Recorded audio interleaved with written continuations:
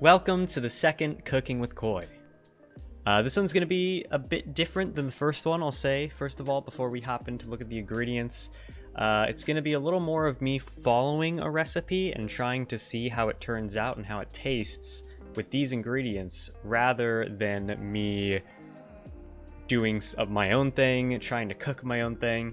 I'm also just going to kind of be doing the voiceover rather than making a script for it, because I feel like it's a little bit unnecessary. Feels a little bit more unnatural as well to read from a script for this. But yeah, it's going to be a bit different from the first one.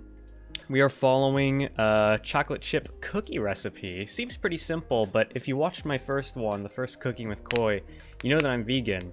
And I wanted to follow this vegan chocolate chip cookie recipe and see how it turns out, see how interesting it is.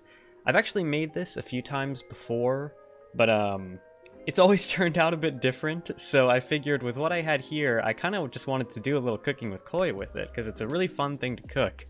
And, you know, cooking with Koi, should probably cook something. So here's what we're doing for this month. And I want to say this is also going to be different than the next Cooking with Koi and the ones after that, because if you've heard me talk about it on stream, and if not, I'll say it here, I'm going to be kind of overhauling what I do for Cooking with Koi and changing it up, but that's for the future. For now, let's hop into this recipe. So, we are, of course, going to need a tray and parchment paper to cook these cookies in the oven. Then, of course, we're going to wash our hands, as you should do before cooking anything. And I'll say quickly here again, so the next Cooking with Kois are going to be a lot different from this one, and I don't know if I'm going to have a separate channel for them or if I'm going to do them all on this channel, but they're going to fit more of a centered theme that I'll announce relatively soon. But, of course, for today, let's follow this recipe, see how it turns out. The first thing we're going to do for this is make a flax egg with this flaxseed meal.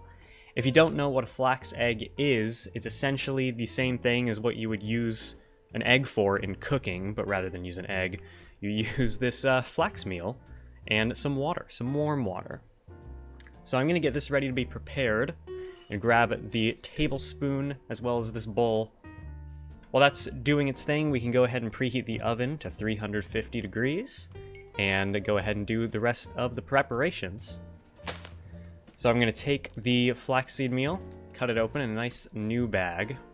I'm pretty sure you can get this for relatively cheap, and if it seems oddly expensive to get flaxseed meal, it lasts a long time, so it's not too bad regardless of the price.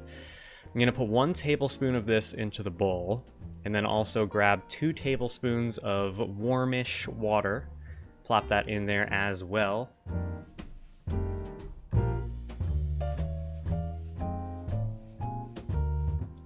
So I get this all mixed up.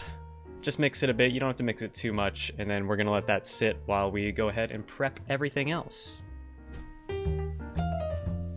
So now, I'm going to be adding the dry ingredients into the bowl for us to mix up. The first thing is unbleached all-purpose flour.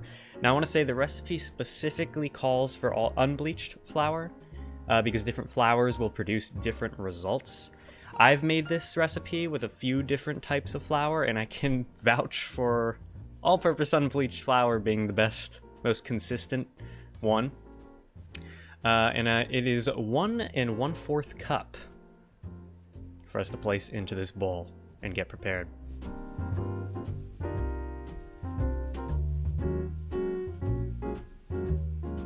Now, if you've ever cooked with flour before, which I'd assume everyone listening to probably has at some point, you know it's pretty easy for it to get messy. Here in this, you can clearly see I'm making a bit of a mess. I didn't even notice though, because of the way I was looking through the bowl. I couldn't even see that little mess that was pouring out every time I scooped. But it's an easy cleanup. Apologies for the powdery mess though.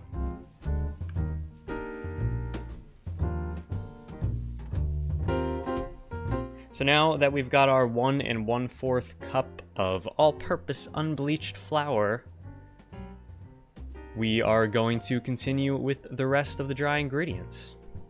So I'm going to take this coconut sugar, which works as brown sugar, because a 4th cup of brown sugar is part of this recipe. Since it says an unrefined brown sugar, I thought, okay, I'll just use this, because I didn't have brown sugar. Pretty sure it works fine. I don't know if I've actually ever used coconut sugar when I've made this recipe, but I was excited to try it. It's very interesting. The next thing is our normal sugar, I suppose you could call it. Recipe specifically says a 3rd cup of raw sugar, so we're going to be using this cane sugar to add into the recipe.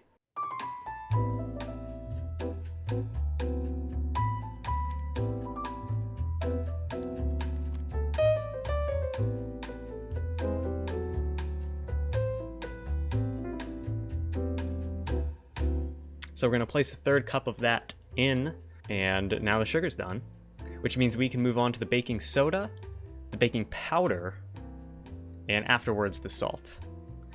So we're going to take 1/2 a teaspoon of the baking soda and baking powder and plop that into our bowl.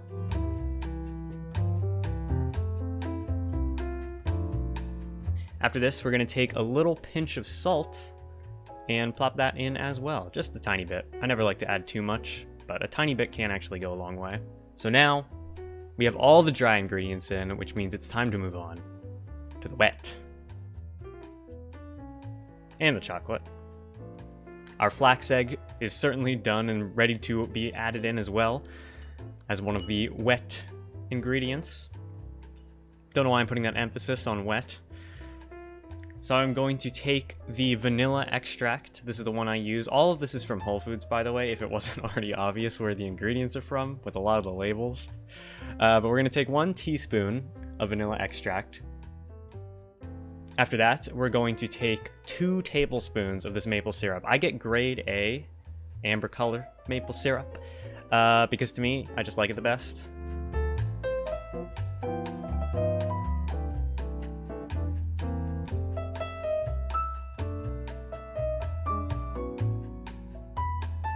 After that, we're going to add in our flax egg.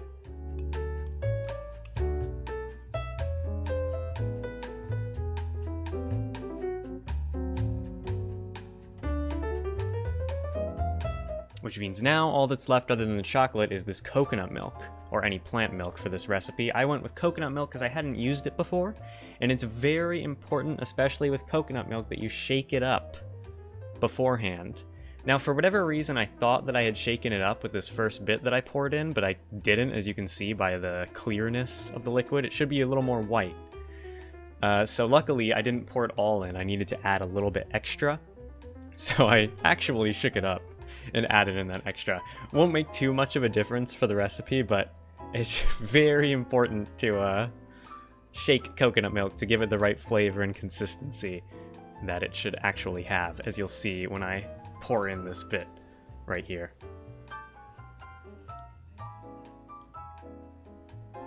And this, by the way, is 1/4 cup of coconut milk. Of course, if you really want to follow this recipe and not do it in a vegan way, obviously you don't have to use plant milk, you don't have to use a flax egg, and you can use different chocolate. But I'd really recommend trying this out. Even before I was vegan, I like plant milk a lot better than non, just taste-wise.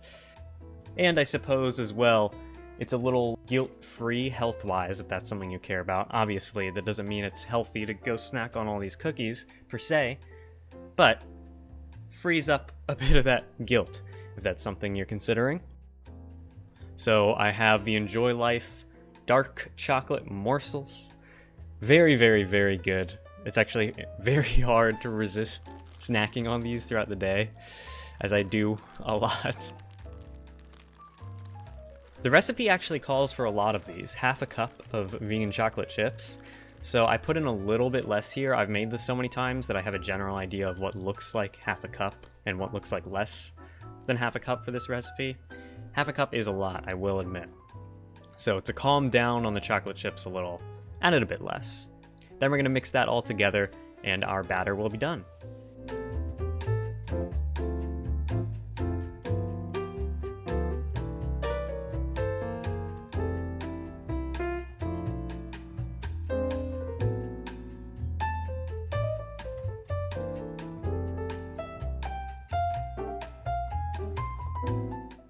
So here's what the batter looks like after mixing, and I think it looks pretty good.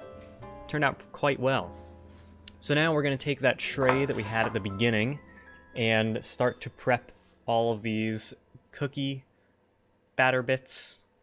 I don't know why I didn't just say cookie dough onto the tray. And we're going to use our parchment paper to lay it out. Now, the reason why I'm using parchment paper to bake these is because you don't really have to worry about using an oil or an oil spray on your tray when you're placing the cookies on if you use parchment paper. If you really like cooking with oil, there's obviously nothing wrong with that. But if I really want to fit that theme that I was mentioning earlier of guilt-freeness, then we're even taking out the oil of this cookie recipe. So we're going to place these all on the parchment paper, which is, parchment paper is so nice to use. I don't know why, in all my life of cooking things in the oven, I haven't actually used parchment paper until like the past year and a half, 2 years. I don't know how, but oh my gosh, parchment paper is a must. Now, the way I did this here is probably maybe not the best way to do the cookies. The recipe says to make them about tablespoon sized. I obviously did a bit bigger. I did like 2 to 3 tablespoons, which is fine as long as you flatten them out a bit and maybe cook them for 2-3 minutes longer. It's always worked out for me. I've actually even made them bigger than this. I would not recommend because they can turn out a bit strange. What I would recommend if you really want to follow along with this recipe is to make them maybe not as small as 1 tablespoon, but a bit smaller than mine. If mine are 3 tablespoons and the recipe calls for 1, maybe like 2 tablespoon size would probably be the way to go, and then follow the time, which in a moment you'll see is going to be 7 to 10 minutes. Because of the size I made them and the way I made them, I put them in for about 12. But you do 2 tablespoon size and put them in for 10 minutes and it should be absolutely fine. If you're going with the 1 tablespoon size, I'd recommend you put them in for 8 minutes though. So now the cookies are all on the tray. The dough is all there. So we're going to put it in the oven for, again, as the recipe calls, 7 to 10 minutes. Because of the size I made them, I'm going to go about 11 to 12. At the time of making this, I had made it a little bit different overall. I've never used coconut milk before. I messed up a little bit with the shaking of the coconut milk. I used coconut sugar. It's a bit interesting. So I was very interested to see how they turn out.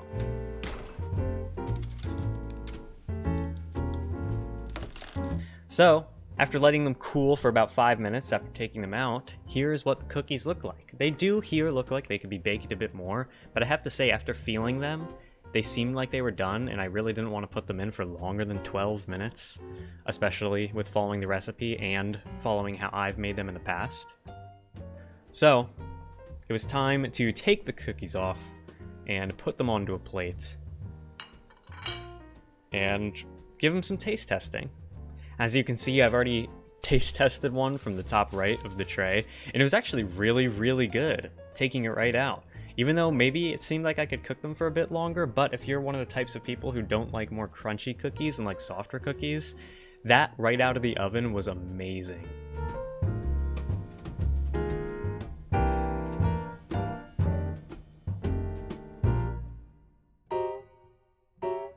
And now they're fully done. And here's our final decadent plate.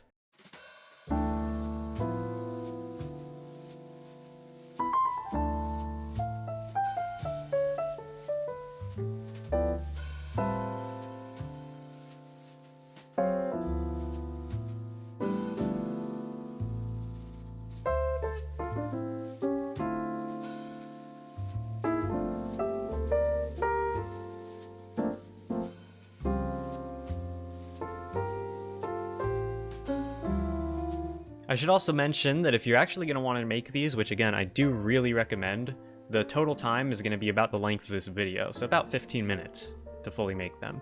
And as you can see, it's a very cakey looking cookie because of the size I made them and the time I cooked them, but honestly that was a nice little bonus that I wasn't expecting, that cakey like texture with the cookies. They were so good when they came out.